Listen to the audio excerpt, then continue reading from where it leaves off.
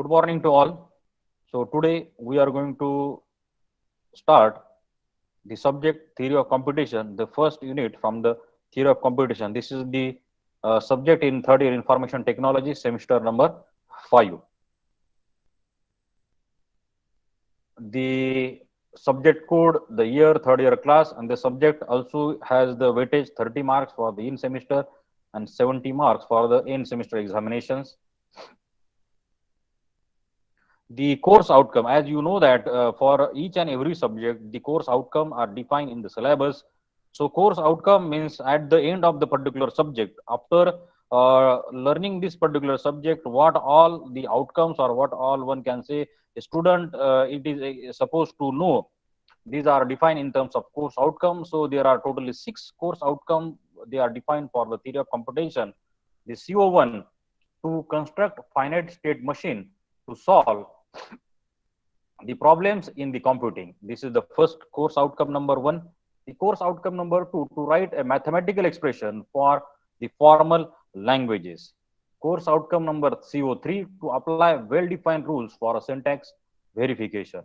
CO4 to construct and analyze push-down, post, and Turing machine for formal languages. Course outcome 5, CO5 to express the understanding of the decidability and the decidability problems.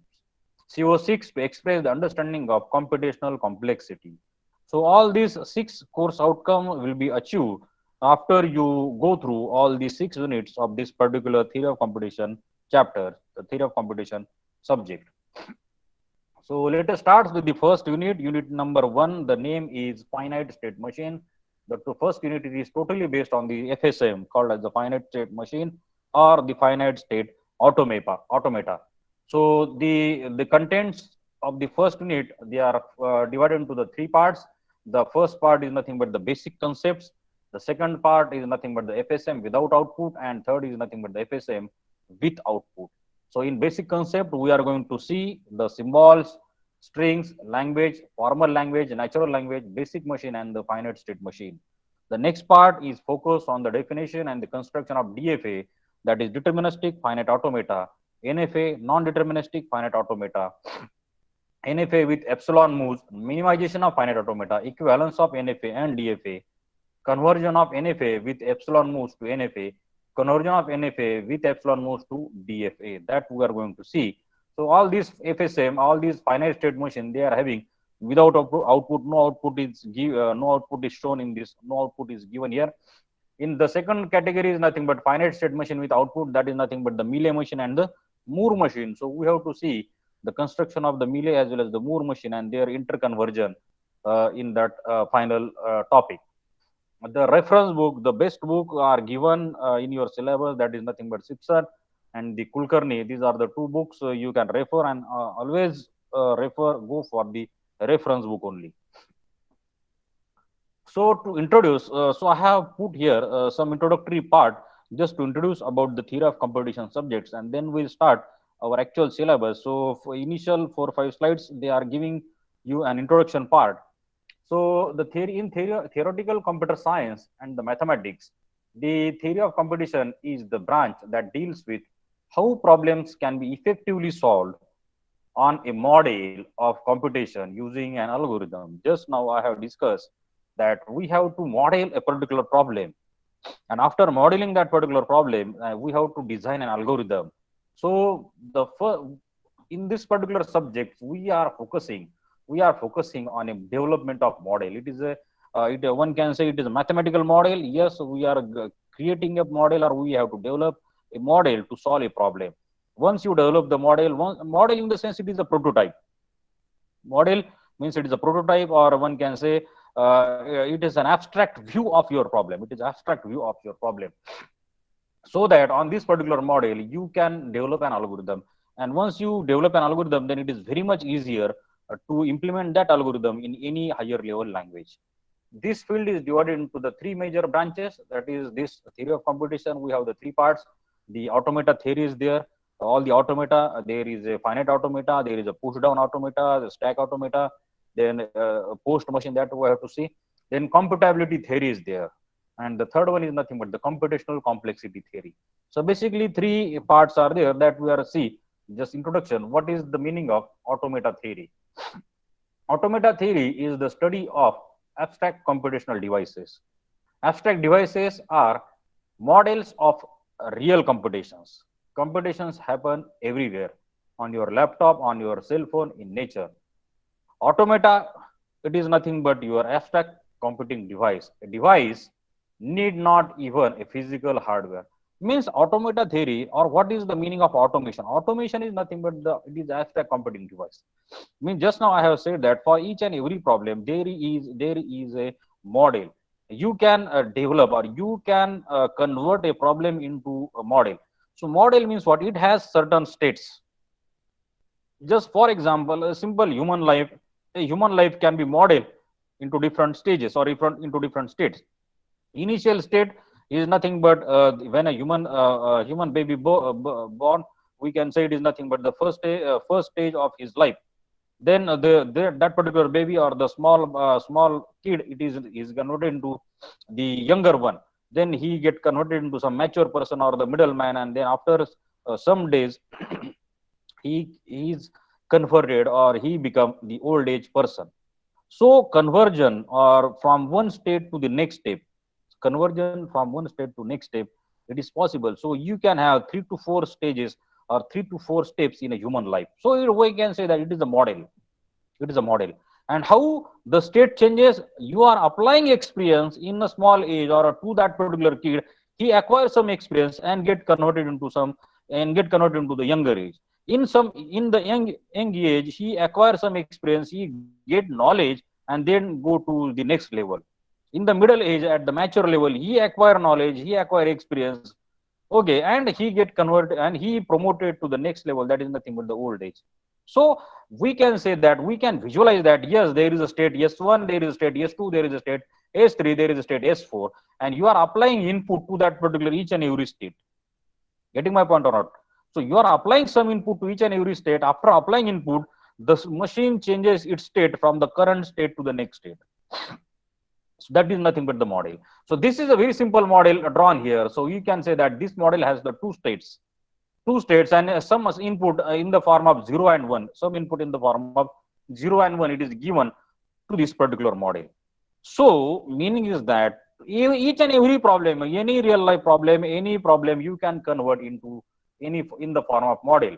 So model is nothing but this is nothing but the model of real computation. Means what actually the computation you are performing, it is the abstract view of that particular computations. Getting my point? So, and this particular model means you have the state. So you take, say for example, you take any another example. You take any another example. Each and everything, each and every a student life.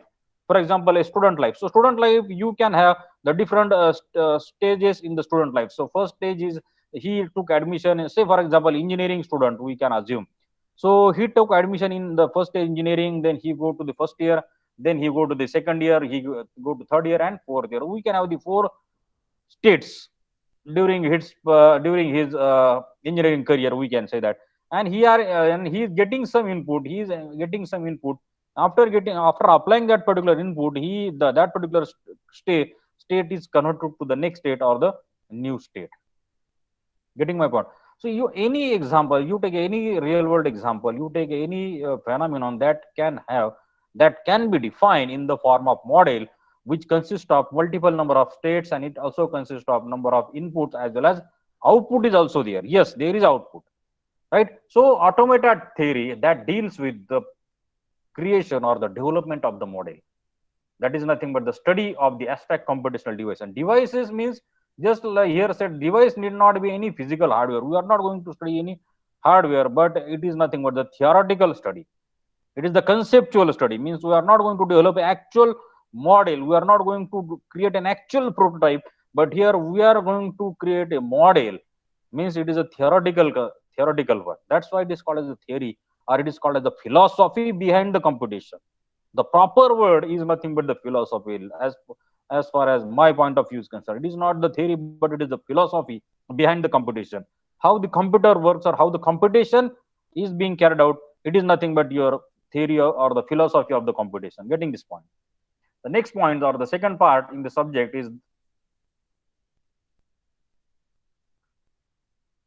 Compatibility theory.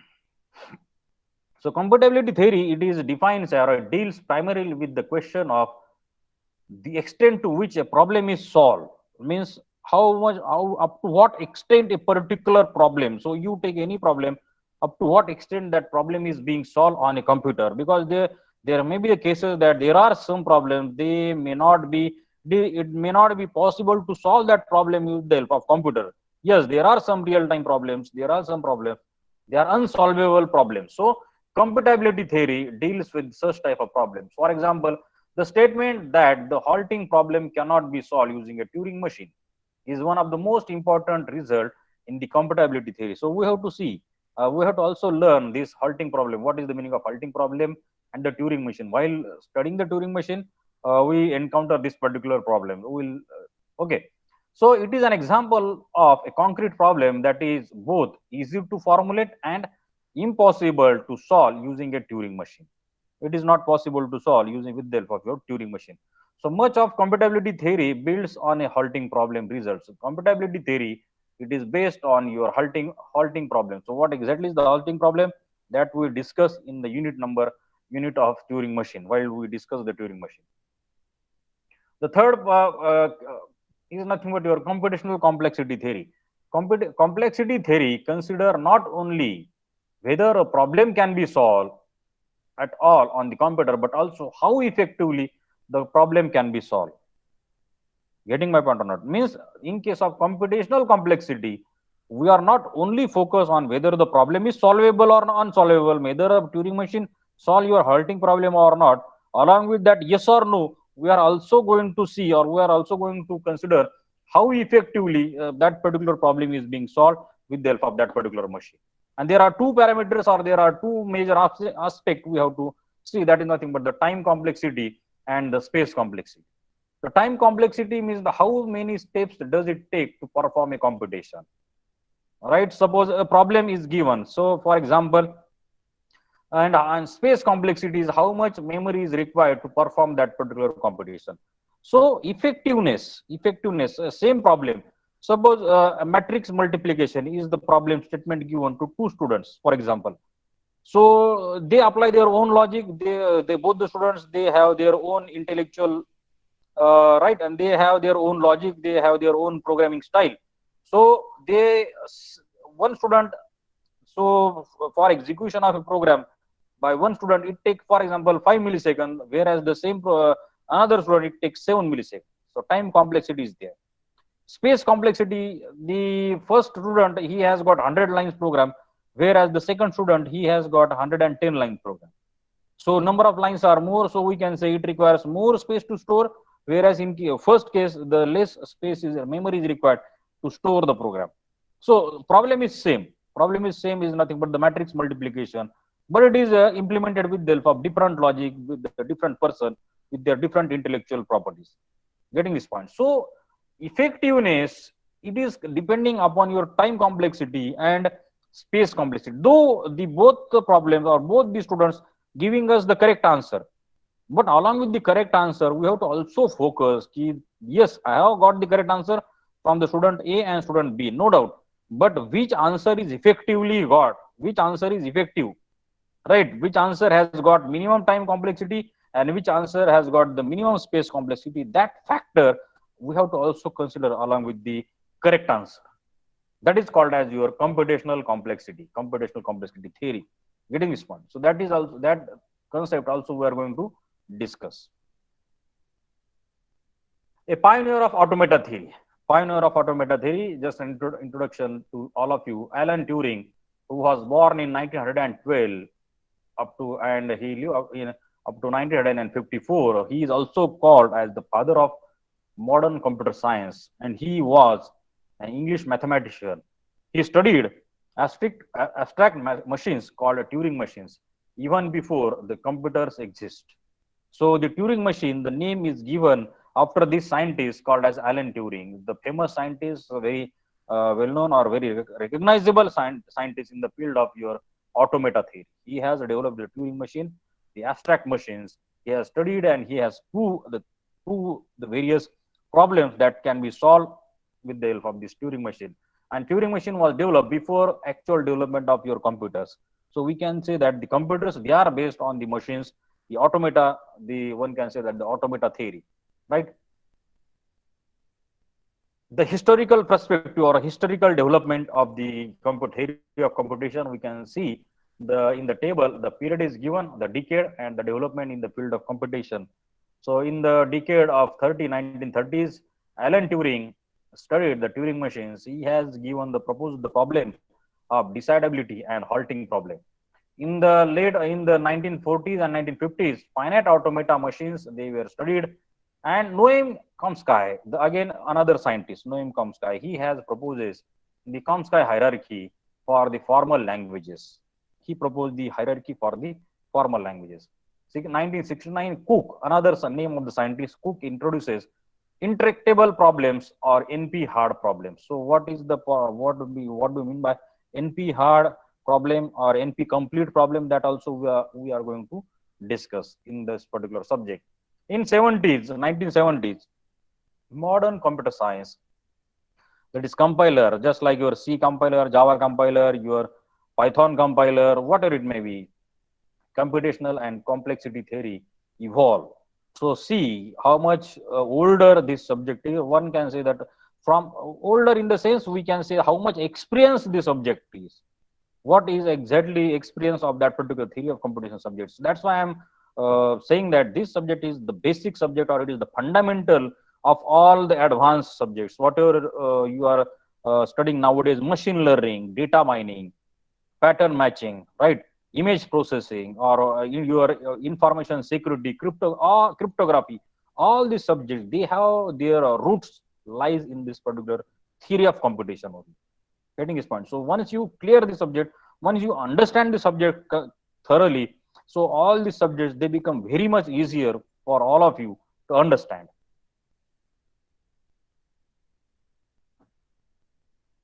The importance of theory of computation. Theory of computation teaches you about the elementary ways in which computer can be made to think. So very important. So theory of computation teaches you about the basic way in which the computer can made to think. So how the computer can made to think. So machine learning has came into the picture, or machine learning came into the existence in recently, we can say in 1980s, just 30 years back, machine learning. But this theory of computation, it was there since 1930 or 1940. Getting my point or not? So before 50 years to that machine learning, this theory of computation was there. Computational complexity, the people used to survey, the people used to research on this particular subject, theory of computation. That's why I'm saying that so all the subject, all the advanced topic in the IT or in computer, they are having their roots in this theory of computation. So there is a great deal of work that was made possible in the area of natural language processing. You take a NLP nowadays, right? So you go on Google, you just type a first word. So automatically the Google search engine, he will provide you the multiple option. That is called as a natural language processing. And that is machine learning part. It is a part of machine learning. That involve building the finite state machine or the finite state automata. Deeper understanding of what is computer and the computing. So what is the importance of learning? What is the importance of this theory of computation? Why to study the theory of computation, right? Foundation of all modern computers. It is nothing but the foundation of all modern computers. Then you have the web search. The various web search means theory of pattern matching, the part of your theory of computation. Then your finite state automata. Then we have the context-free grammars, computational complexity, and theory of information. So all these 1, 2, 3, 4, and 5, all these 5 parts, all these 5, one can say these are the parts. These are the parts from your theory of computation. So, and each they are having their advanced application. Each part of the theory of computation, they have their day-to-day. They have their advanced technology application. Like pattern matching, you can have the web search. You want to search any particular item from the web, you are taking help of this pattern matching technique, which is a part of your theory of computation. Sequential circuits development, you are using the finite state automata, the concept from your theory of computation. compilers, of course, all the compilers, you take any language, you take any compiler, it is based on your context free grammars. And what is the context free grammar? It is nothing but the part of your talk subject. Then cryptography. Just now I have told you that the cryptography theory of computational complexity. You are using various cryptographic algorithm. You are using RSA algorithm. You are using Diffie-Hellman algorithm. You are using various security key cryptography algorithm. They all they are using the computational complexity. Data compression techniques. They are having theory of information. They are using this particular part called as the theory of information, right? So this is the importance, or one can say why we should go, or why we should learn the theory of computation. The next part, the languages and the grammars. Languages, what do you mean by language? Now here we are not dealing with any natural language. I remember the point. In this particular theory of computation subjects, we are not focusing on your any of the natural language, just like your English or any regional language, but the language the machine can understand. We are focusing on the language that the machine can understand.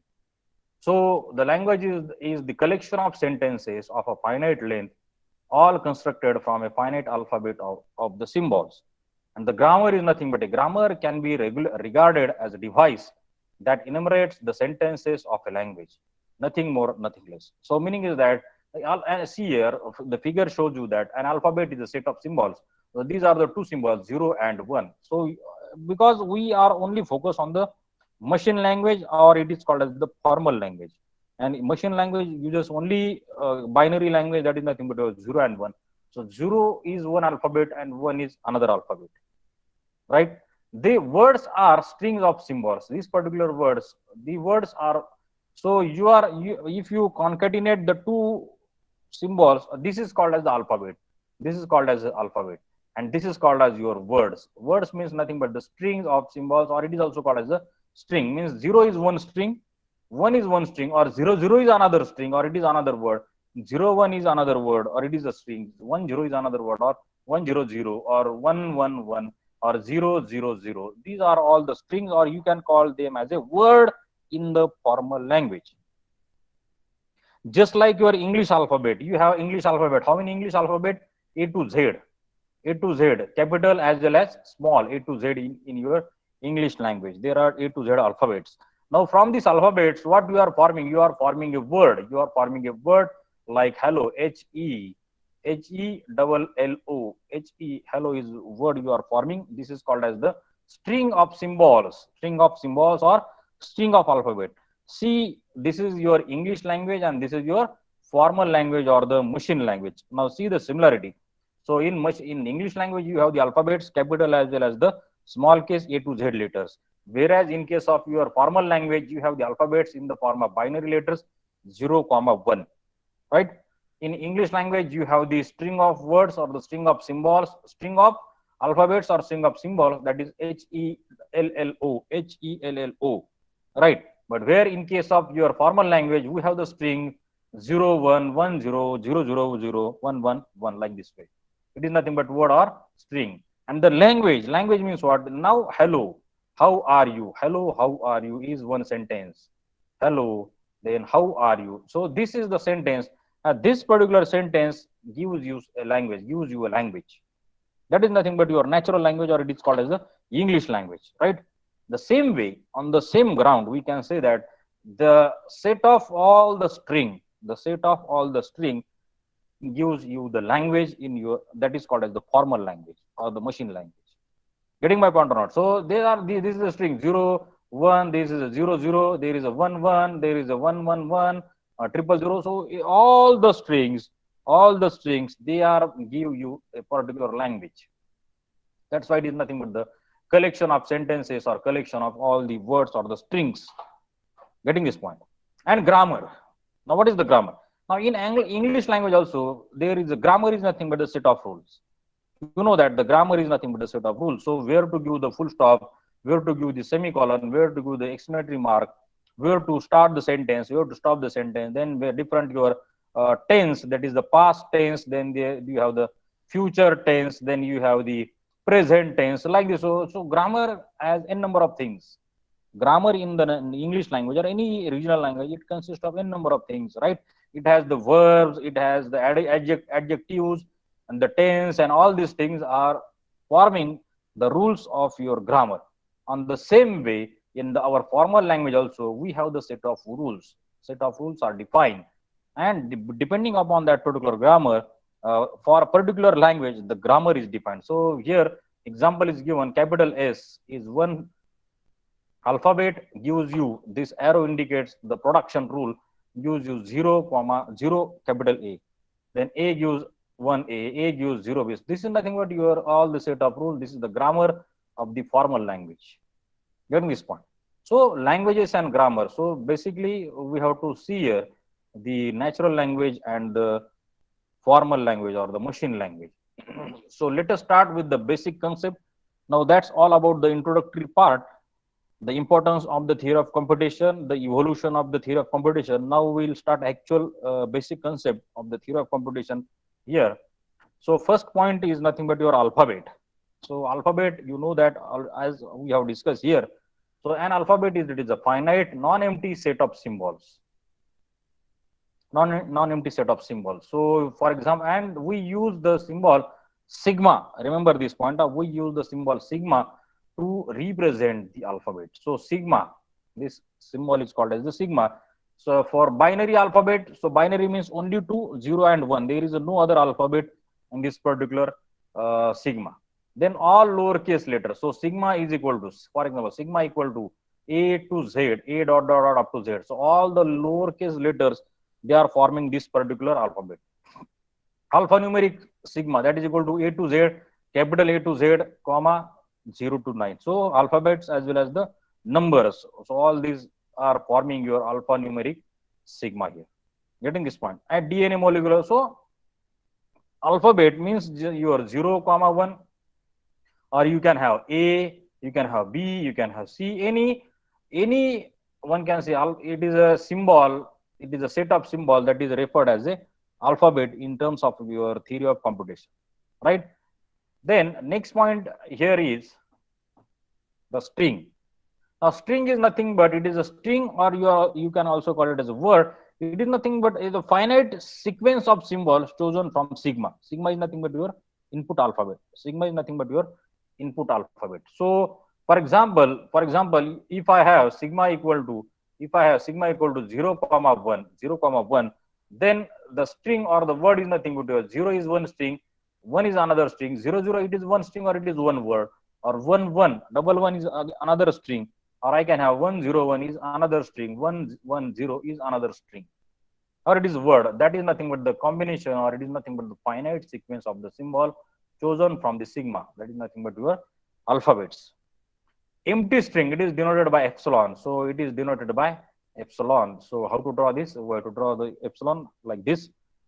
Then length of the string W, it is denoted by this particular symbol W. This particular symbol denotes the length of the string. So length of 110, the length W is equal to 3.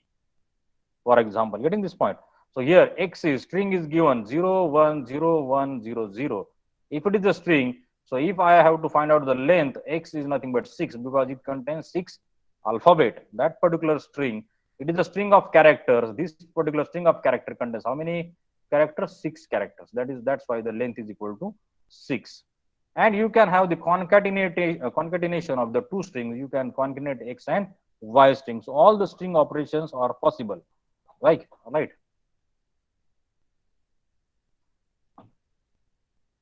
Powers of an alphabet. So powers in the sense, so you know that 2 raised to 2 or 2 raised to 3, that is called as the raised to is nothing but the power, right?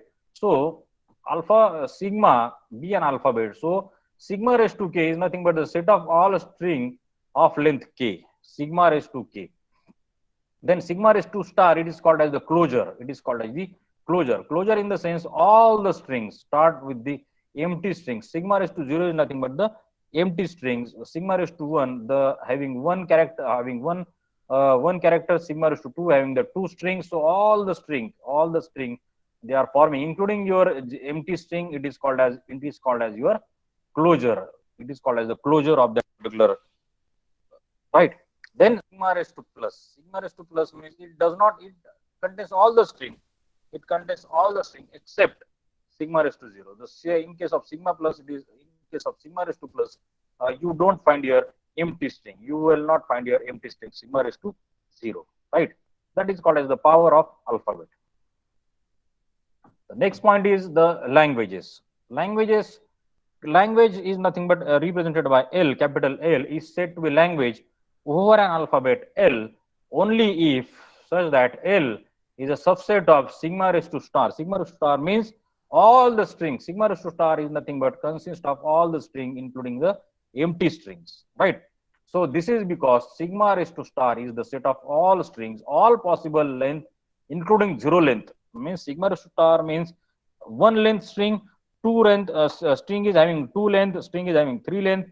Sigma raised to 3 is nothing but the string is having length equal to 3. So all the string, including the zero length string, means if there is empty string is there, all it is nothing but your sigma raised to star, and that is called as the language. Means the language is to be language over an alphabet L only if it is a subset. It is a subset. L is a subset of sigma raised to star. If it contains all the string, then we can say that it is the language consisting of various strings. Getting this point? For example, see here example. Let L be the language. Let L be the language of all the strings. See the example carefully. All the strings consisting of n number of zeros followed by n number of ones.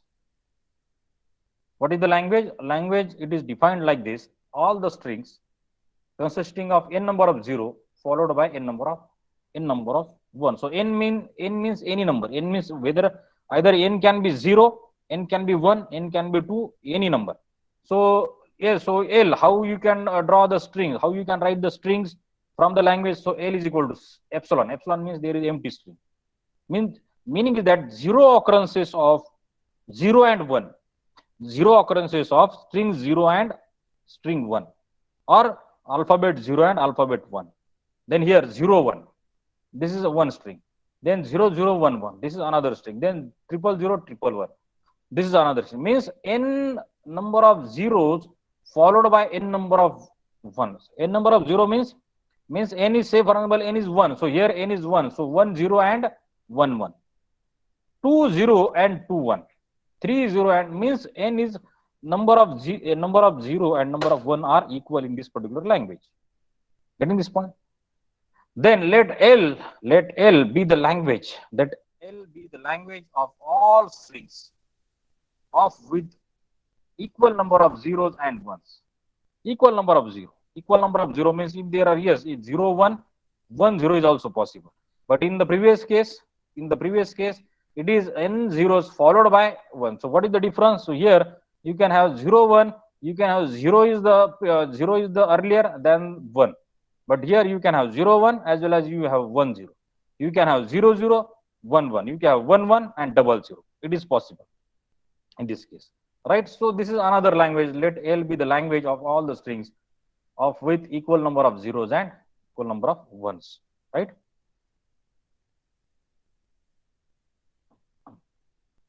The basic membership problem. So we have to see whether that particular, so for example is given here, given a string w, which is belongs to the sigma raised to star, it is nothing but your sigma raised to star, and the language L over a sigma decides whether or not w is belonging to that, whether that particular word or whether that particular string is belonging to the language or not, whether that particular string belonging to the language or not, that we have to check. For example, w string is given 1 0 0 0 1 1, right? This is given here, and question is that whether w means whether this string, the language, whether it is a subset or it is belongs to or it is a subset of the language of the strings with equal number of zeros and ones. So language is defined like this. L is the language here. L is the language here.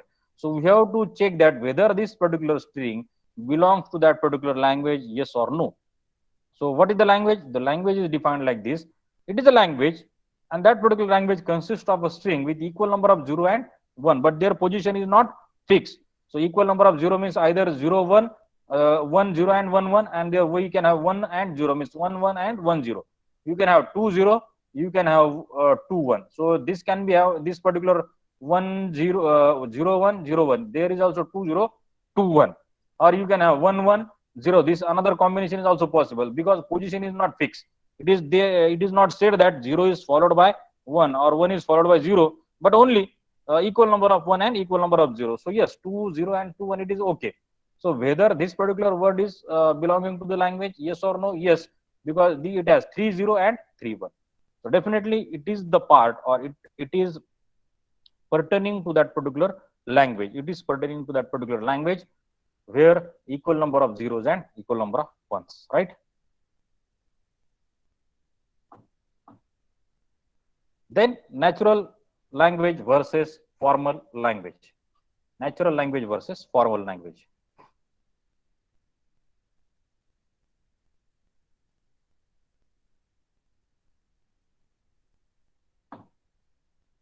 Okay, so natural language, in a natural language like English, right? So it is very hard to state all the rules for the language. Understanding a natural language requires intelligence and ability, because you are learning that natural language since from your childhood, right? So you first learn the alphabets of the natural language, any English language or any your regional language like your Marathi or any Hindi, any regional language. So you are learning its alphabet, then you are learning the sentences, then you are forming the words, and from words you are forming the sentence, and then from the sentence you are able to write the paragraphs, and in that particular paragraph you are able to give the punctuations, proper grammar, the tense, past tense, future tense, all the things you are now able to do with the help of this in the natural language. So natural language may have slangs, idioms, metaphor, grammatical errors in the sentence. You know it very well. A spoken sentence in English may carry multiple meanings, and the meaning may depend on the context in which it is spoken. So English language or any Marathi language, you are writing a particular sentence. So that particular sentence must have certain semantical meaning. It has certain meaning. Today is the rainy day. Today it's the rainy day, or today one can say today the environment is cloudy. Today environment is cloudy. So this in English language sentence, it has some meaning or it has multiple meaning, and this meaning it may depend on the context in which it is spoken. So context in the sense in which reference that particular sentence has been made, that is also important. Means what we have to focus here, we have to find out the meaning of that particular language and the context in which that particular word or particular or the sentence is being spoken. So in English language, we are focusing on the meaning. We are focusing on the meaning of that particular word or the sentence in that particular language, and we are focusing on the context. What is the importance of that particular sentence in that particular language? But in case of formal language, we are not focusing on the meaning. We don't bother about the meaning. Getting this point? So see here, in case of our formal language, the word formal refers to the fact that all the rules for the language are explicitly stated in terms of string of symbols. So all the rules are stated in the terms of your symbols or in terms of your alphabets, sigma. Right? The formal language will be considered as symbols on the paper and not as expression of ideas as in natural language. Means you are writing some symbol like 0, 1. So I have written 1 0 1 1 0 1 1 0 1 0 1 0 0 1. So this is nothing but the set of symbols, but it does not have any meaning. It does not have any meaning, and it has certain rules. So one rule is that yes, there is a equal number of zeros and equal number of 1. I have written one sentence, or I have written one string of alphabets which consisting of equal number of zeros and equal number of ones here. That is just a one formal rule I have followed here. But in terms of formal use, the term formal used here emphasizes that it is the form of the string of the symbols we are interested and not the meaning of the string. So important point to be remembered. So when I created this particular string, when I have written this particular string, it has no meaning. No, we are not bothered about the meaning of that particular word, but we are bothered about the form, in which form that particular words are being written there. For example, the language, for example, the alphabet consists of there are two alphabets, A and B. Suppose I have written double A, double B, double A. This string I have written here. This string In English language, it has no meaning. So we have to not think. So in your mind, so you have to first clear the concept that this AA, though they are alpha, though they you can say that they are the part of your English language, or 0 1, though they are the part of your numericals, but no, you have to treat them as a symbols. You have to treat them as a symbols. Meaning is that they are just symbols. They do not carry any kind of meaning. 0 means it is not the 0. 1 means it is not the 0. It is just a symbol 0. It is just a symbol 1. Right? Then we have just a number. You have just a the two alphabets, that is double A. We have double B and double A again. So we are mainly focused. We are mainly focused on the arrangement of the string, how the alphabets are being arranged. So arrangement is like this: A, B, A. This is the arrangement, and equal number of A. There are the A followed by B and again followed by A. Suppose the string 0011. So arrangement is important. We are basically focused on the how the words, how the alphabets are being arranged, and not their meaning. Meaning is considered in the natural language, in your English language. If I want to write a word HE hello, it has some meaning in your English language, natural language. But if I come to the formal language, if I come to the machine language, and so I don't know HELL, I just treat. I in the sense means you have to think not as a human, but you have to think as a machine, as a computer. Getting my point or not? As a human being, you can say yes, it is a hello word, or it is just a so 1, 2, 3, 4, 5 characters are there, 5 alphabets are there. It is a meaningful word, that is hello. But it is a human thinking. But in our theory of computation, in our theory of computation, or the philosophy of computation, we have to think as the machine thinks. Means we have to think like a computer, or we have to think like your machine. Means computer treat it as one symbol H, E is another symbol, L is another symbol, L is another symbol, and O is another symbol. So it just tell you that it is a string consisting of 5 alphabets and nothing more than that. It is a string consisting of 5 letters or the 5 alphabets. No meaning, nothing. The arrangement H followed by E followed by L, and again one L is there and O is there. This is only the significance of HELLO. This is the only significance, and no meaning is being find out here in this case. Getting this point? So in case of formal language, that is the basic difference between your natural language and the formal language. And we have to discuss throughout our subject the formal language. We have the context free grammar or the context free languages. We have our context sensitive languages. We have the regular languages, right? So all the languages, they are called as the formal languages, or they are called as the machine languages. The language used by the machine and for the machine, and not for the human and not by the human. Remember this point.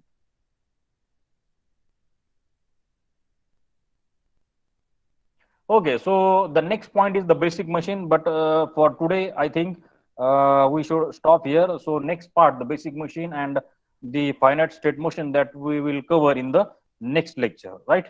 So for today, let us stop here.